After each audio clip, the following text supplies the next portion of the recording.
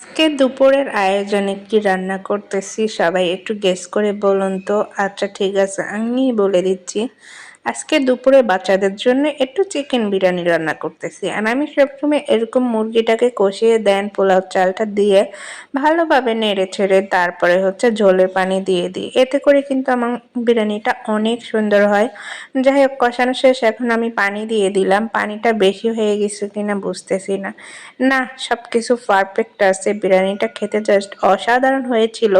সবাই তো অনেক পছন্দ করেছে এবং চেটেপুটে খেয়েছে। এই যে দেখ, আমার বিরিয়ানির এখন পারফেক্ট লুক, একেবারে ঝরঝরা ফরফরা হয়ে গেছে। যাই হোক, এখন পরিবেশনের পালা। খাবো যেহেতু, একটু সুন্দর করে পরিপাটি করেই খেতে হবে, তাই সুন্দর করে পরিপাটি করে গুছিয়ে নিচ্ছি, তারপরে খাবো। সাথে যদি একটু স্যালাড না হয় তাহলে কি আর জমে বলেন? বিরিয়ানি তো খেলে একটু সালাদ আর সাথে একটু কোক লাগবে। কেমন হয়েছে ভিডিওটা অবশ্যই জানাবেন।